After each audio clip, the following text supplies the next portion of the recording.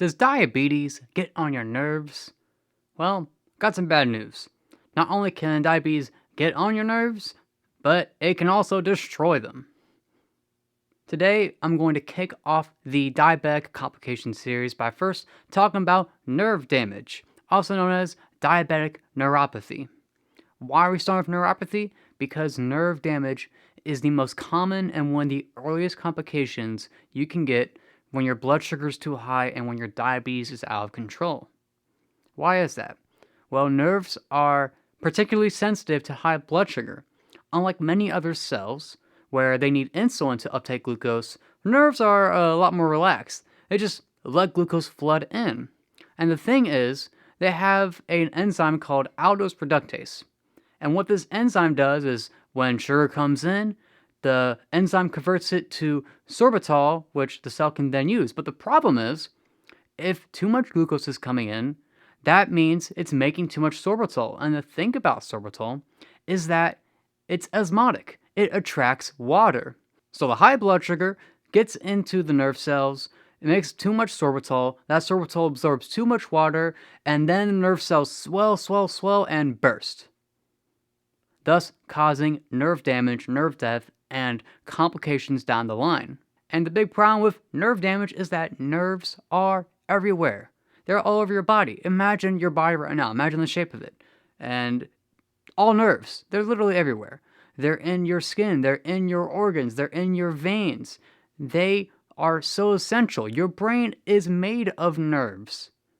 They're so essential for every single function in your body. And when they're damaged, a lot of terrible things can happen. Those high blood sugars that are causing that nerve damage and causing it early, mind you, will wreak havoc all over your body. Now you know a little bit about neuropathy and how it occurs, let's get into some of the actual complications. First, we'll start with the very common diabetic neuropathy that deals with pain, usually pain starting in the feet. A tingling, pricking sensation, especially when you're walking around, can happen to a lot of diabetics. That's why diabetic socks exist. And if that nerve pain lasts on too long, it can eventually kill the nerves completely and make your feet completely numb. This is bad in the sense that if your feet are numb, you might not know what's happening to them and eventually end up with something extreme, like Charcot's foot, where your feet are literally just being beaten to a pulp and you don't even realize it. That can be a huge problem. But there's plenty of other complications outside of the tingling sensation in your feet that you can get. A lot more. For example, there's something called diabetic cystopathy. That's neuropathy in your bladder. You know what your bladder's used for, right? Well, if the nerves aren't working right, you're going to end up peeing yourself. Urinary incontinence. That's not good. Another is double vision, where you're seeing two things at the same time. One eye's looking over here, the other eye's looking over there. That can also happen due to neuropathy. Fortunately, with double vision, your brain is able to correct it for a while, so until it gets pretty extreme, you might not even notice it unless a doctor shows it for you. And of course, there's your brain, entirely made of nerves known as neurons.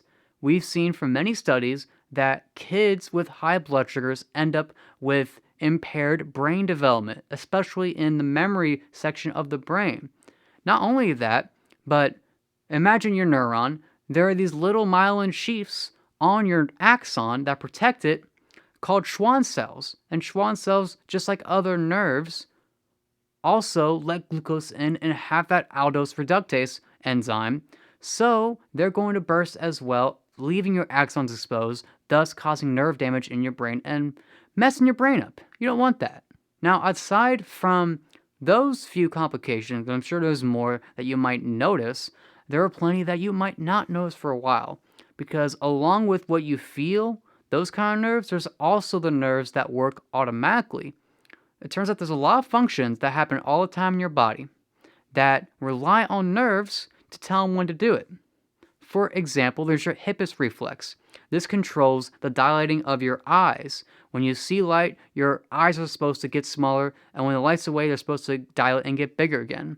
But if your hippus reflex is damaged because of nerve damage, then it's not going to respond properly to light, and that can be an issue. You can check that with just a flashlight and looking at your eye. Another complication from autonomic nerve damage is your feet might not sweat right because it's not really knowing when to sweat because the nerves don't work anymore in your feet. And Your feet will end up very dry as a result. They might end up very scaly. And eventually, this dryness can end up killing your sweat cells forever. And unfortunately, that can't be reversed. There's also something called postural hypotension, where the arteries in your legs, the nerves in there, get damaged as well. And because they can't feel things right, they don't understand when you're sitting up and when you're sitting down. So when you're standing up, usually these arteries are supposed to close, so that way the blood on the top of your body doesn't end up going down them and pulling down in your legs. It keeps your blood from pulling there and causing damage. But if those arteries aren't working right, they're staying open due to this nerve damage, they're not going to close. That blood's going to pull down, it's going to cause blood pressure issues, and not only that, it might make you faint and you're not going to be able to get up right. You might notice that you're trying to get up and your legs are really wobbly. Well, that can be because of postural hypotension due to neuropathy. And that's not even the worst one. The worst autonomic neuropathy condition is gastroparesis. This can have a huge impact on your diabetes management. We'll even make a separate video about it. But basically, there's something called your vagus nerve. And your vagus nerve controls a whole bunch of things, including your digestive system. When your stomach opens and closes, the valve below your stomach that empties it out is controlled by the vagus nerve. And when the vagus nerve is messed up due to nerve damage, it doesn't know when to close right. It's going to be more spastic. It's going to be unpredictable. And because of that, because your digestion's messed up, it's going to impact your blood sugars. It's going to cause bloating. It might cause heartburn. And in the most extreme cases, it can cause severe vomiting, and you won't even be able to hold food down eventually. That's very extreme cases. Turns out it's actually very common without those kind of symptoms. It might just more affect your blood sugar, but it's still a huge problem, and I'll make a separate video about dealing with that. Now, another thing your vagus nerve controls, men, is your weighing. So, if you got nerve damage to the vagus nerve, well, guess what? Little Johnny might not be waking up by its alarm clock. You might not be able to get it up. Erectile dysfunction. So, imagine this. One day, you're sitting there, your pee's coming out, you can't control it, you can't even get out of your bed, you can't get little Johnny up, you can't keep food down. That's all neuropathy. That doesn't even get into the other stuff you can get. It's bad news. It can affect so much, and I'm not even going into all the complications. There's probably more that I'm not even mentioning. There is so much damage that can happen just from your nerves alone due to diabetes, due to high blood sugars, due to not controlling it right. And the worst thing about it is that, like I said, it can happen early. It can happen much earlier than the doctors let on. Just a few years into having diabetes, you can start showing some of these issues. And the longer you are like that with high blood sugars, the worse and worse they're going to get. Now, there's some doom and gloom there, but don't worry, I got some good news. Nerve damage is something that can be fixed. It can be repaired. Nerves can be regrown. All the nerves need is the right environment to grow back in. That's right, these complications can be reversed. You just need to find the right environment for those nerves to grow back in and to repair themselves in. Here's the catch. That environment needs normal blood sugars. And by normal blood sugars, I don't mean 6% A1C or 7% A1C. I don't mean the kind of recommendations your doctors give you about where to keep your blood sugar. You have to go to normal, non-diabetic blood sugars. Same blood sugars everyone else has. That would be a blood sugar around 80 to 90 milligrams per deciliter almost all the time, and A1C less than 5.0. Why? Because nothing else is going to help those nerves grow. If your blood sugar is too high, then your nerves are not going to grow, they're just going to get damaged more. You need normal blood sugars to repair these nerves.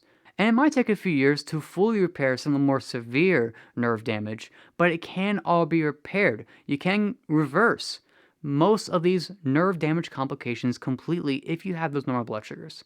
Now, one thing to keep in mind for neuropathy, pain in your feet, is that let's say you've gotten to the point where you're past the pain, your feet are now numb, right? First, when they come back, they're not going to be happy after being numb for so long. They're going to cause a little bit more pain at first. So you're going to normalize your blood sugars. The numbness will go back to pain the stage was at before. But if you keep with it, if you keep with the normal blood sugars, those nerves will eventually repair completely, the pain will go away, and you'll end up with happy, healthy, and feeling feet again, fully functional. All it takes is achieving normal blood sugars and keeping them that way. Now, this might seem like a very daunting task to you. How do I get my A1C below 5? How do I keep my blood sugar at normal levels? The way you're doing it right now might be working, but there actually is a wonderful, very easy, very simple approach to doing it. And I go over in my series, 3 Keys to Taming Type 1. So if you're new to this channel, if you want to check that out and you want to learn what it takes to normalize your blood sugars and reverse these complications completely, check out my playlist, 3 Keys to Taming Diabetes. Now, I also offer coaching if you'd like some extra help, get an extra helping hand with that. But either way you do it, you can achieve those normal blood sugars, achieve that normal non-diabetic A1C, and reverse those complications completely over time. That's all for now. Next, I'll be going into gastroparesis, the nerve damage I mentioned earlier, because it's such an important topic to go over with managing diabetes. Keep it easy, everyone. If you're watching this and you're a little scared, you've been seeing these complications, don't worry, you can reverse them. All you have to do is tame that type 1.